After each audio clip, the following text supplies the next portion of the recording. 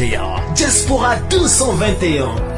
Pour retrouver toutes nos informations à chaud comme à l'accoutumée, tapez www.diaspora221.tv et optez pour des informations fiables et vérifiées. Amis chers internautes de Diaspora 221 amati nañ mbégte ak kontaante bu baax a baax di leen ginnaaw bi ñu leen nuyoo di leen jox seen wàccuwaay di leen ne ngeen wéy di abonné ci site bu mag bi nga xamante ni mooy Diaspora 221. gars yi tey nag ñu ngi parcelle seet si ki nga xamante ni kenn du ko naatable wala kenn du ko laam-laame wala kenn du ko laaj ci réew mi lan la fi def ndax li mu fi def mu ngi fiy tege kooku mooy kan mooy Diaz Pro chroniqueur international bu mag bi ki nga xamante ni ànd na ak artiste bu ne wala couvrir na artiste bu ne kii ba li ñuy wax depuis l'an 2001 ba 2024 ku ci mel ni Ndongo Lo dem ci yàlla si di ko ñaanal yàlla yërëm ko xaaree ko aljana di mel ni ñoom Yves Nia waa Pikine tey seen doom laa invité tey ñu fas yéene waxtaanee ci showbiz bu Sénégal ñu fas yéene waxtaanee showbiz bu njëkk ba ci diggante Ndongo Lo ak Yves Nia ñu fas yéene waxtaanee ci moom ñu fas yéene waxtaanee aussi ci Wally Ballago Seck diggante moom ak Sidi Diop ak rakam yi nga xamante ni ñoo nekk fii ci showbiz bi laataa loolu wala balaa ñuy sori ci waxtaan bi dañ koy bàyyi mu nuyoog àdduna nuyoog Sénégal mais Diaz maa ngi lay siyaare mon ami. waaw doom nday maa ngi lay bëggee di la siyaar yow suñu rendez-vous damay kontaan di jàkkaarloog yow di nuyu Diaspora 221 di site bi nga xamante ne même bi ma nekkee ci la Diaspora dama ko doon suivre mu doon site bu am solo di wone lu bari ci information ci site bi laa ko doon suivre quoi et puis di la nuyu yow di nuyu sa cameraman bi nga xamante ne vraiment yàqu ci dara nit ku baax la nit ku am yitte la maa ngi lay bëggee bu baax doom nday. ginnaaw bi nga déggee sama nuyoo comme li ma ko waxee samay biir wax ku ne xam na ni depuis 2001 yaa ngi ci showbiz bu Sénégal mais ba tey jamono ji yàlla defoon nga tukki ànd ak ay artistes wala nga couvrir ay artistes yoo xamante ni tey nekkatuñ fi di leen ñaanal yàlla yërëm leen xaare leen aljana xam nga mais lan nga ñu mën a wax sa début ci showbiz bu Sénégal wala sa début ak Ndongo Lo. waaw sama début ak Ndongo Lo ak ñoom Yves Nia ñoom ñëpp ñun dañoo nekkoon ay xale nekk seen ginnaaw. ñu doon ay artistes yi nga xamante ne dëgg la woy bi moo ëppoon showbiz bi mais léegi da ngay gis que ne showbiz moo ëpp woy bi comprendre nga ñoom nag seen jamono li ma ci mënoon wax lu baax mooy doon nañ ay nitu référence yi nga xamante ne showbiz bi ci musique bi la yemoon ay soirée bi tëgg naa fii mu fees génne naa album bu jar et puis wane naa yar ci sama showbiz et puis jaay naa sama parce que dama koy wax dama naan showbiz benn produit la ba nga xamante ne maanaam ku ci nekk day jaay produit moo xam muy Wally moo xam muy Pape Diouf moo xam muy beneen artiste da ngay jaay sa produit léegi ku ci nekk day fexe ba produit am ni mu jaree te du ñaaw loolu mooy showbiz quoi comme tey nga nekk ci site bi Diaspora 221 bëgg mu dox di def ay émissions yu am qualité comprendre nga bañ a suivre yeneen émissions yi gars yi def yow sa émissions yi ngay def mu ñor la mu concerné la nga fexe ba mu sut yenn émissions yi loolu mooy showbiz mais léegi da ngay gis ne showbiz yu léegi ak showbiz yu démb du benn. mais dama fort ci weewu bay ñu ne da nga doon fecc wala da nga doon feccal Ndongo Lo est-ce que mën nga ñu ko dëggal loolu. waaw man dama Yves Nia laa doon feccal mais teewul dama doon dem seenu Ndongo Lo di fa fecc parce que comme ni ma koy waxee rek ñoom seen showbiz tolluwutoon ci fecckat bu demee fenn ñu mere ko léegi waykatu tey benn waykat da ngay gis bu fecckatam jógee dem feneen dañ koy mere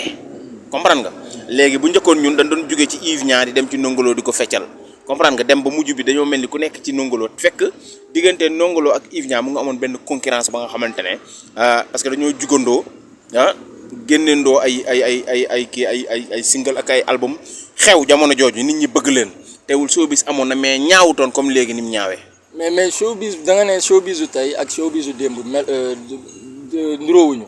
mais dañ doon dégg ñun xam nga temps yooyu ñu ngi ay gone lañu woon. waaw mais dañ doon dégg ñu ne diggante Yves Nia ak dem ci yàlla si rataxuloon noonu loolu ñu si mën a wax yow mii nga xamante ni yaa leen fréquenté. waaw mais xam nga tamit bu ñuy wax rataxuloon ci musique la yemoon quoi mais bu ñu gisante woon dañ doon saafonte mais dañoo toll woon ci jamono ja nga xamante ne ñoom ñaar dañoo dëkk Pikine juddoo fa yaroo fa ku ci nekk di jóg ku ci ne sa public yi ñoom ñooy jubóowul mais ñoom jubóowoon noonu amuñu woon benn problème parce que Yves Nia bokk na ci ñi nga xamante ne won nañ Ndongo Lo yoon bi comprendre nga il faut tamit loolu gars yi ñu koy wax gars yi xam ko am nañ yoon ba nga xam ne won nañ ko Ndongo Lo parce que jugandoo nañ nekk ndaw ba Yves Nia jël Ndongo Lo dugal ko ci marchand ambulant ñu commencé mu ne ko musique yombul et puis pour nga def musique il faut nga am yenn moyen wala il faut ngay mën a sànc ci la jël Ndongo Lo dugal ci affaire marchand ambulant ñu nekk ci bokk na ci sax manager bi nga xamante ne moo yoroon Ndongo Lo Yves Nia moo ko présenté muy Djili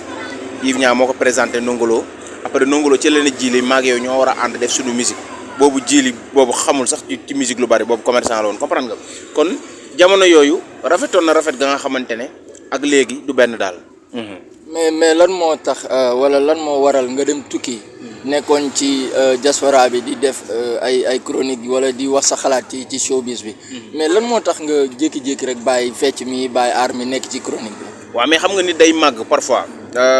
boo xoolee les artistes américains wala nigériens yi bu nekkee ci benn affaire ba ci kanam dañuy jéem a changer xool lu ñuy apporter affaire bi dara mais pas ñu continuer ci ba màgget loolu boo xoolee artistes yëpp tey boo xoolee ñoom Jay-Z yi ngay dégg ñoom Rihanna Beyoncé ñoom daa am fu ñu toll ci musique doonatul ne ñoom ñooy musicien bi léegi dafa doon léegi ne ñoom ñooy producteur bi ñoom ñooy benn nit nga xamante ne nit ku màgg la ci benn affaire di produire affaire pour mu jëm kanam. looloo waraloon bàyyi kii bi nekk ci chronique bi. mais xam nga tamit benn côté tukki du alal expérience la quoi boo demee ba am expérience war nga mun a dellu sa réew expérience boobu nga ñëw nga jëriñ ci sa ndaw réew. waaw ko ñëpp nee nañu Wally moo la indiwaat ñëpp nee nañ da nga ba nga nekkee extérieur yaa ngi doon chronique di logique wala di wax ci ñëpp mais nee nañ léegi jamono ji Wally rek ngay waxtaanee. waaw nit ñi ñu ngi wax loolu nag quoi waaye ba maanaam bokk na ci li may indiwaat waaw il faut ma ko wax gars yi dégg bokk na ci lu may indiwaat parce que Wally dafa doon benn produit ba nga xamante ne ci réew mi la nekk dëkk ci réew mi bokkut ak yeneen produits yi bokkul quoi. parce que façon feew Wally ak ni muy defee ak ni muy doxee bokkut ak yeneen artistes yi ni muy doxee léegi nag boo amee nit ku mel noonu sa réew da nga ko war a soutenir da nga ko war a song teewul nag nga jàppale yeneen artistes yi quoi comprendre xam nga yéen tey yéen a ngi invité artistes yu bari mais am na artistes yi nga xamante ne ñooy gën a jaay seen produit comprendre nga léegi nag Wally noonu la mel dafa doon benn produit ba nga xamante ne il faut ñu jàppale ko war naa tax sax nit jóge États-Unis ñëw soutenir ko parce que doomi réew mi la te xale la te bëgg na li muy def ba pare li ci gën a garaaw mooy yéene na nit ñi ànd ak moom at ñi nekk ci ginnaawam li mu am. yéen ñi nekk ci diaspora bi. nan ngeen gisee foofu taxawaayam wala nan ngeen gisee popularité bi mu am foofu noonu est-ce que réellement tubaab yi reconnaître nañ ko wala sénégalais yu bari foofu ñu ngi koy cons. waaw sénégalais yu bari ñu ngi koy cons tubaab bi am nañu ko ci xam comprendre nga am nañu ko ci xam léegi nag mu ngi ci benn liggéey ba nga xamante ne am na parce que tamit artiste boo gis ci Afrique fii muy ba États-Unis muy France am na ñu la xam am na ñu la xamul. du Wally kese léegi Wally am nañu ko xam ndax liggéey na parce que du ma toog tamit ne la ñëpp xam nañ ko comprendre nga loolu bu boobaa ma dama yàq liggéeyam day toog ne comme di Dias nee na ñëpp xam nañ ma du ma defaat du ma prouver waat léegi na gën a prouver pour ñeneen xam ko parce que li may wax rek ci les artistes même les ñoom Fally Ipupa am na ñu leen xamul parce que nga wax ko ñu naan non Fally ay international lan am na ñu leen xamul parce que international francophone dafa am mooy maanaam international francophone mooy tey yow da ngay làkk français ñi nga xamante ne ñoom ñoo lay bëggee di làkk français ñoom ñoo lay déglu mais am niveau de Amérique amoo fa accès amoo doo fa artiste moo tax boo ñu naan artiste international ak artiste planétaire mooy adduna bi yëpp comme Youssou Ndour ni mu mel adduna ñu ñëpp ko xam à travers 7 secondes bi mu defoon mais bu dee ay Fally Ipupa niveau de France ñiy làkk France ñoom ñoo leen xam mais des nañoo am accès biir États-Unis d'Amérique loolu la waral parfois ñoom ñuy soxla featuring ak ku mel ni ay Rihanna ak ay Beyoncé pour mun a yokk seen popularité côté boobu. loolu am na solo mais dama bëgg ñu dugg ci albumum international bi ñuy woowee I Wanna Be Free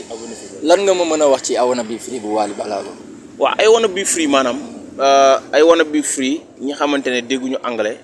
je voulais être libre dama bëgg a nekk benn nit ba nga xamante ne ci travers musique Sénégal dafa yem ci benn nit tey mu koy exporter ci réew mi wala ci ñaari nit ba ñett comme ay Ismaël Lo ak ñoom Baaba Maal léegi Wally gis ne dañoo nekk ci benn prison mooy boo génnee musique fii lay yem Wally ñëw ne I Wanna Be Free mooy tey dama bëgg a libre ci sama musique génne ko mu war àdduna bi ma dégloo album bi nag album bi am na solo parce que Wally dafa fël fa nga xamante ne sax man dama ne woon Wally aayewul côté bi ci côté anglais bi ci côté style de musique bi ci côté bépp quoi man sentir naa ci sama bopp quoi et puis gis naa ay yeneen façon xeet yi nga xam ne sentir nañ Wally ci boppam ba pare ci niveau di fi ñu koy jaayee marchand yi ak côté bépp mu ngi fay jar bu am solo kon album boobu loolu laa ci mën a wax ci côté bi muy jare vraiment am na solo quoi. mais nan nga gisee premier album am defu ci ay featuring yu bari comme lu ci mel ni artistes internationaux yi lu tax loolu lu tax choix wu jël benn artiste wala ñaar ci ku ci mel ni Eddie Kenzo wala beneen artiste damay fàtte tur bi xam naa di nga ma ci ñëw léegi lu tax choix boobu noonu Wally bëgg def lan la dafa bëgg wane boppam wala qu'est-ce qu'il y a. waaw mais Wally def na featuring yi gën a am solo il faut gars yi di comprendre ko loolu xam nga Chris Brown niveau des États-Unis amul kenn ka nga xamante ne vraiment ëpp na bayre Chris Brown wala ëpp na ko niveau comprendre nga booy wax sax ay Rihanna nga wax ay Beyoncé wala Jay-Z ñoom Rick Ross ñoom ay Puff Daddy P ñooñu ngay wax quoi mais boo xoolee tey Wally li gën a am solo dafa ak ñoom featuring te ñooñu instant bi parce que musique américain yi gagneetul marché bi de léegi afrobeat bi moo gagné marché bi comprendre nga léegi musique yu ñag yi ñoo gagné te Wally def naa ko featuring Davido def naa featuring Diamond Wally def naa Techno ñëwoon na fi yàggul Wally def naa featuring ak Jason Derulo Wally def naa featuring Chris Brown featuring nag du noonu parce que Sénégal ni ñuy jàppee featuring da nga war a def featuring du noonu xanaa xamuloo niveau international featuring dañ koy jaay doo ñëw rek ne artiste bi dama bëgg ñu def featuring mu nangul la lool featuring dañ koy jaay comprendre nga léegi nag Wally li mu mën mu ngi koy def xëj na tamit parfois ki nga mënta jaay featuring mooy artiste bi nga xam dafay dem ba tolloog yow niveau wala boog mu ngi say tànk nga xam ni xale bi fekkee parce que américains yi dañuy business seen musique ñoom tey bu benn Sidi Diop di jóg benn par exemple Wally da koy jël def ak moom featuring boobu muy def ak moom dina am lu mu yokk Sidi Diop léegi Wally day manqué empreinte am ci Sidi Diop comme ni Wally ni mu defaroon Sidi Diop lu mu mënti def ci àddina Wally am na lu mu def ci moom mooy invité na ko seenam présenté ko Sénégalais yi woy ko loolu du fay léegi nag américains yi noonu la ñuy business ci yow bu ñu gisee ne benn booy buy jug nga dañ lay la profité jël la def ak yow benn affaire léegi yow loo mënti def ci àddina du leen saf parce que ñoom am na fu mu jaar ak yow noonu la est-ce que kii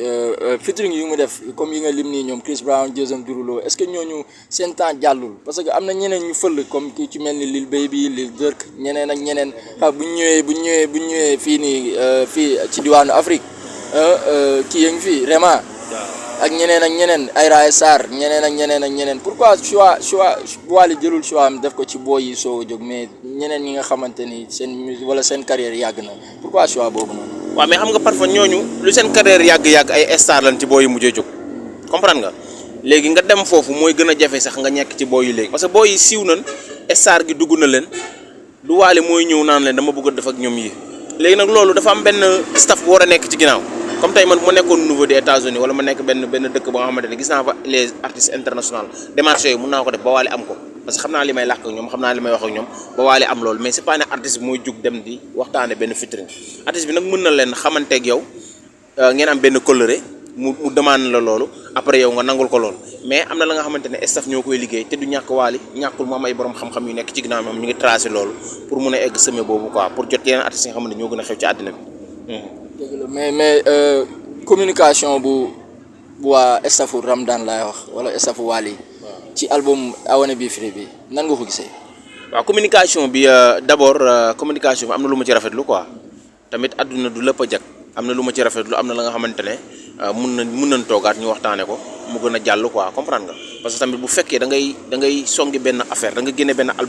album bi d'abord laata nga wax prix bi nga xamante ne nga bëgg ci album bi war nga mën a wax nan nga ñuy def ba jënd album bi war nga mën a wax fan la album bi di jaayee. est-ce que avant album bi di génn mënuñu woon def benn caravane boo xamante ni wala benn communication bu wax sénégalais yi ñu uti carte na ñuy jëndee album bi wan leen yoon est-ce que juumuñu côté boobu noonu. waaw problème mu sunu artistes africains yi du Wally kese quoi bu ma génnee ci wàll ak yeneen artistes yi dañoo desee tijji seen bopp artistes yi tijji seen bopp carrément am ña nga xamante ne ay borom xam-xam la ñu yebal leen ci télé yi ak réseau yi ñuy communiquer population bi pour ñuy comprendre artiste bi ci lan la nekk man maay benn sénégalais ba nga xamante ne damaa ñëw imposé ne dama bëgg a nekk damay nekk chroniqueur Wally Ballago Seck di wax ci ay problème mais waxal ban artiste fi moom chroniqueur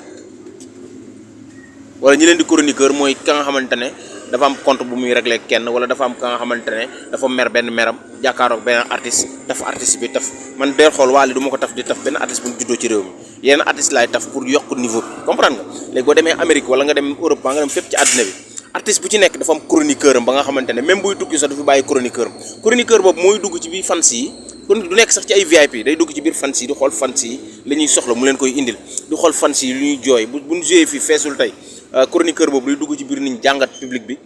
bu nee fii feesul diw xejatu fi day ñëw informer ko ne ko fii xejatoo fi parce que fees nga say fan ñu ngi koy wax comprendre nga léegi loolu mooy róoru chroniqueur ba pare at programme yi nga xamante ne day SAP say fans chroniqueur bi ñëw tegaat ko pour fans yi xam ne kii diw joué na fii wala diw bi mu xëyee def na lii xanaa xamuloo États-Unis wala beneen yeneen réew ak les artistes internationaux même fu ñu ndekkee sax paparazzi yi dañ leen di wër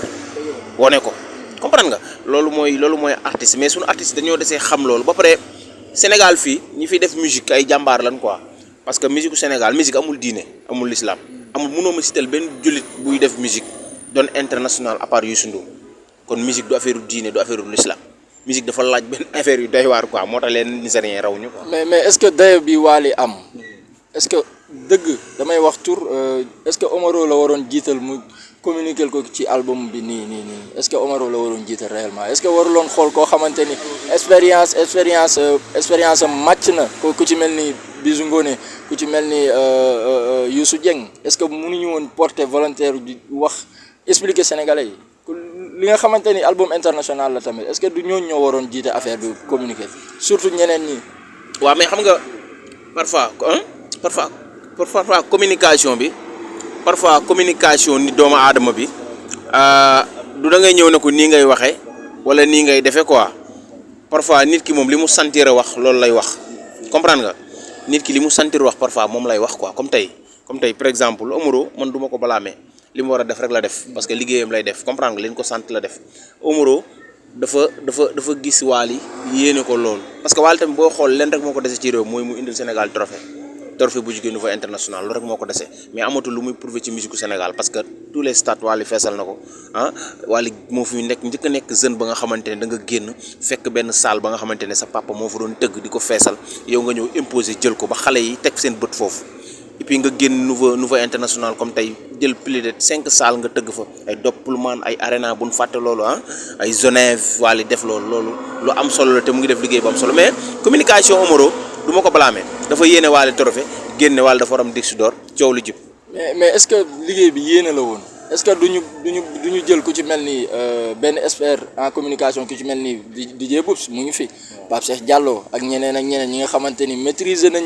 langue yu bari wala maîtriser nañ showbiz bi lu ci mel ni fii ak bitim réew ñu jiital leen ci affaire bi est-ce que staffu Wally juumuñu foofu noonu réellement parce que Omaro wolof rek la dégg Omaro boo déggee dalay tagg say maam loolu rek la xam ci affaire yi loolu moom kenn ñaawlu ko moom lu rafet lay def liggéey bu rafet la am ci waaram daan mais loolu album international moom ku ci mel ni DJ Boubs wala Pape Cheikh Diallo est-ce que Wally waruloon jiital ñun genre yooyu noonu. waaw mais benn côté tamit label bi ko produire ñoom waroon nañoo jël ña nga xamante ne ñoom ñooy dox ci côté boobu ci niveau international mais niveau national Omaro mun na fi gérer mais niveau international waroon nañoo jël label bi ko produire parce que Wally dañ ko produire c'est pas ne moom mooy. waaw voilà dañ ko produire quoi léegi nag man côté boobu ñi ko produire laay wax ne ñoom ñoo waroon jël initiative ut ñi nga xamante ne dañ ci mën a communiquer ci niveau international pour ñu tukki ko parce que c'est pas ne artiste bi yow tey nga nekk benn label produire la c'est pas ne yaay def lépp waaye li mu war a def na ko wax dëgg yàlla Omaro nekk na ci wax na ci ba sénégalais yi xamutoon ñëpp jënd nañ album xaaj bi yëpp jënd nañ album mais niveau international producteur ñoo waroon def liggéey boobu. ñu tëj ci parenthèse album international bi léegi dernière question ci album international bi léegi vente yi fu mu toll wala album bi fu mu toll actuellement. waaw waa l'instant bi nag moom information yi ñu mujjee jot def na ci liggéey bu am solo ba rayon yi mu nekkoon fi mu njëkk a nekk jóge na fa mu ngi ci à la tête nag foofu plus de 50 CD moo fay nekk wala lu ko ëpp di nga mën a dem yow sax commander say CD jëndal ko ñeneen ak ñeneen mais c'est pas ne yow kese yaay jënd 50 yi wala yow kese yow yaay jënd 200 yi déedéet da bu la neexee yor papier ñeneen jëndal ko bu la neexee ñooñu ñëw jëndal seen bopp pour mu vente bi mun a egg fu sori affaire bi li ci gën a am solo mooy c'est pas ne pour trophée la ay wanna be free Wally dafa indi affaire bi pour musique bi wër ci àddina bi léegi nag trophée boobu mu ciy am bu ko amoon tey da koy jural njariñ jural réew mi njariñ parce que li nga xam ne artiste Sénégal def na ay jéego après beneen affaire bi may wax mooy artistes yi ak maanaam DJ ak mënti doon muy yow ak keneen pour xaar benn doomu Sénégal génn di xalaat benn trophée wala di xalaat bëgg benn vote nga koy bañal wala bul xaar kenn woo la ci yëfu jàmbur pour mu am dara foofu la affaire yi toll quoi l'essentiel bi mooy nañ gën a song album bi yëm ko jëndi ko 50 000 exemplaires lañ soxla boo ko jaayee am disque d'or boo ko rombee disque platine ngay jege loolu kese la Wally du mën a woy mooy maye disque d'or du siiw mooy maye disque d'or ci ay vente la dépendre yow mun nga ko am bu dee woykat nga man mun naa ko am bu dee woykat laa kon nañ ko yéene te ñaanal ko pour mun a dem fu sori daal. ndax kiiwu réew mi la. waaw doomu réew mi su ko jëlee tamit doomu réew mi la tamit su ko jëlul tamit ñun la rek. dañuy tëj foofu noonu xam nga kon nag ku ne xam na ni jamono ji yaay chroniqueur international bi fii nii rawatina bu Wally Ballago Seck mais du ñu ñëw toog fii ba tëj émission bi te duñu wax ci coow yu bari na seen biir xam nga loolu su ma ko defee sax ba ñibbi Aziz daf may rey. Aziz daf may dóor ba ma waaw coow li bari na audio yi di génn. jàppal Amady Badiane jàppal Baye Sall jàppal Omaro lan la seen biir lan moo xew. waaw mais xam nga parfois tamit ñun ay nit kese lañ quoi at yow muy kii ak keneen juum day am parfois mun nga juum quoi parce que parfois mun nga bëgg lu naay si luy defar xanaa xamuloo boole taxul mu ñaaw nettali taxul mu ñaaw mais ñun Sénégal fi nekk suñu esprit yi parfois fi ñu koy yóbbu ba même bu ma amee lu ma naqari ci yow mënumaa jàkkaarloo wax la ko audio diw ne ko diw def na lu ma naqari de waruma koo def yow boo ko déggee noo war a def ne diw de xëj na dafa am kersa jàkkaarloog man comprendre nga mais de dinaa bàyyi sama xel mais yow boo ko déggee xam nga ngay wax saa dama doon jëw comprendre nga Amady Badiane yàgg naa ànd ak Wally Amady Badiane ba dara dul dara lay ànd ak Wally ba léegi l'essentiel bu nu amee ay affaires yu ñu war a régler wala lu mu war a wax Wally man su ma sañoon ñu gisante ci suuf parce que ñoom ay famille lan te dara ñaawul boobaak léegi comprendre nga kon warul ñaaw Amady Badiane war na taxaw tànk comme papay Wally comme ni mu yàgg a taxawee comprendre nga Wally tamit war na mën a taxaw ne Amady papa la ci man mag la ci man xarit la ci man war naa di chaque instant di dégganteeg moom di déggoog moom pour suñu musique gën a dox parce que ñoo nekk ci réew mi nga xamante ne fu dara amul rek la ñuy def dara te man gis naa ne dara amu fa ndax bi affaire yi amee tëngéej bi concert tëngéej bi gis naa la fa ngay def sa liggéey di jël ay image bi ma ko fa gisee Amady bi mu yéegee ci kaw seen ma sax dama bëgg te ñu bëri xalaatu noonu Amady ñëw mais mu ñëw continuer liggéeyam Vogue am mu ñëw continuer liggéeyam mu doon lu am solo la nga xamante ne man gëm naa ne dara amu fa ko. mais nan nga gisee audio yi est-ce que réellement Adamo moo waroon régler seen problème ndax comme moom ni mu ko waxee Adamo ni mu ko waxee nee na ku ci am sa problème yaag Wally demal ba këram nga woo ko ngeen waxtaan côté boobu dama ci ànd ak moom mais am na côté boo xam ne ànduma ci ak moom muy audio yu mu génnee ci Amady Badiane est-ce que réellement Amady Badiane ci Adamo la waroon dem di joytu. mais audio yi yow gëm nga ne Amady Badiane la. baatu Amady Badiane lañ dégg. non dama lay laaj rek yow boo ma nangoo gëm nga ne Amady Badiane la rek man naa. baat bi ma dégg baatu Amady. baatu Amady la. baat bi ma dégg. baat bi nga dégg baatu Amady la ah. li ma yaakaar ak li ma dégg. waaw li ma gis. waaw muy direeku. waaw baatu Amady. léegi nag Omaro ku ci mel ni Adamo moom moo waroon na lu bokk ci Wally segam day tiitaroo Wally moom moo wartoon na laal lu bokk ci Wally bu fekkee day soutenir Wally rek di ko jàppale moom moo wartoon na laal lu bokk ci Wally protéger ko ay problème am parce que ñun bu ñuy ànd noonu la ñuy war a àndee mooy tey par exemple même bu ma nekkul ci yoon c'est pas ne dañuy jël ku bokk ci man ka nga xamante ne mun na def erreur wala fa rêve mun na bañ a nekk moom nga génne yooyu ayib yooyu parce que ayib yooyu boo ko génnee rek automatiquement duñu waxati Amady duñu waxati keneen Wally la ñuy wax te ñu bëri ñuy communiquer naan Wally amul elsaf Wally deful nii fekk erreur boobu ci Adamo la jógee parce que am na ya nga xamante ne même buñ la woowee di régler ay compte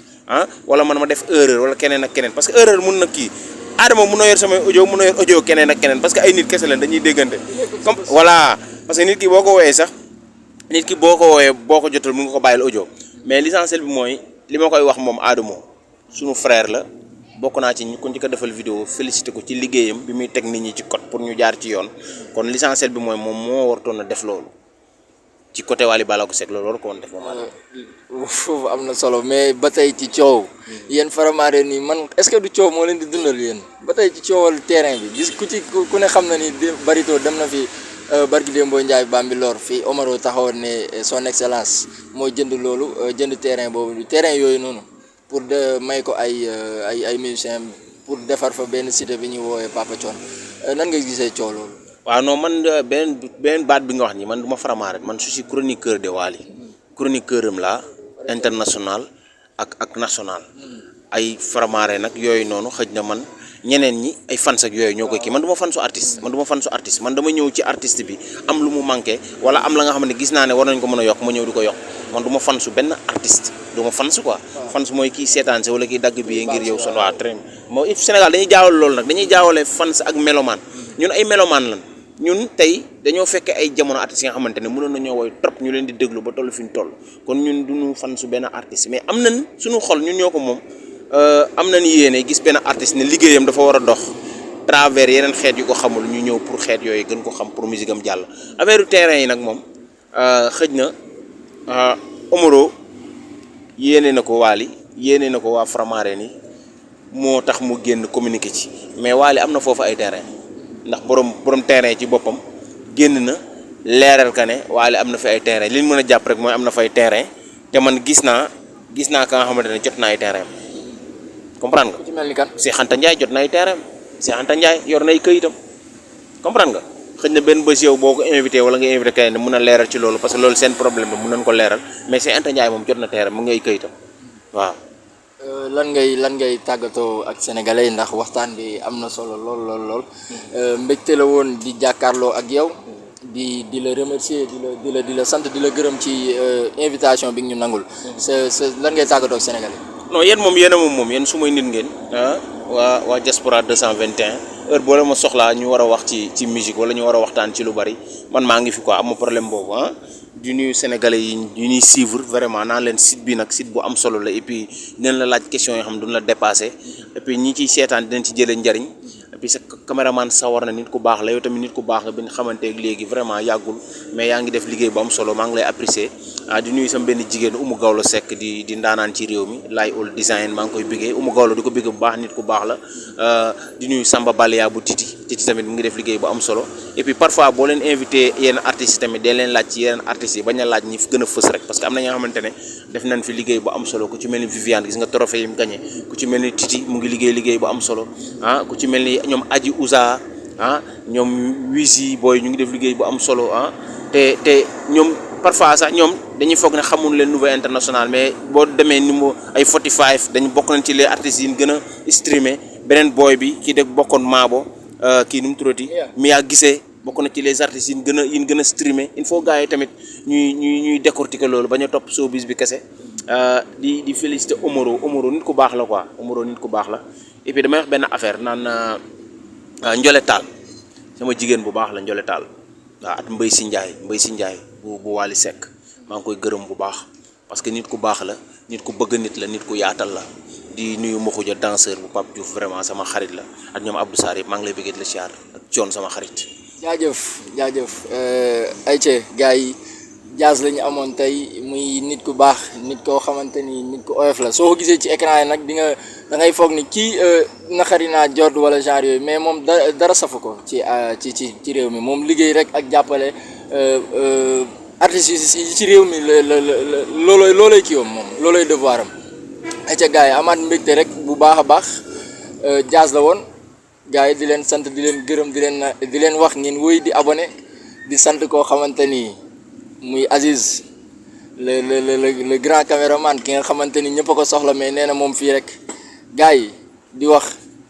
Aziz dama bëgg waxtaan ak Babs ngalawaay gën ñoo teg loxo rek yaak Omar ngir yàlla yonent bi ndax ñun xam nañ li kër gi ñëpp a ko respecté ñëpp a ko jox cër kon ngir ngalawaay rek gën leen cee farlu. waa diaspora yéen la ñuy suivre. waaw adduna bi yëpp diaspora la ñuy suivre adduna bi yëpp diaspora la ñuy xaar ñu dugal information kon nag nañ ci gën a farlu gën a jàppante gën a tegante loxo rek Sénégal jëm kanam di leen sant di leen gërëm di nuyu ñëpp di gërëm ñëpp di leen ne ba beneen rek incha allahu rabbi ak beneen daanaan jaa ngeen jëf. Diaspora 221. Pour retrouver toutes nos informations à chaud comme à l'accoutumée, tapez www.diaspora221.tv et optez pour des informations fiables et vérifiées.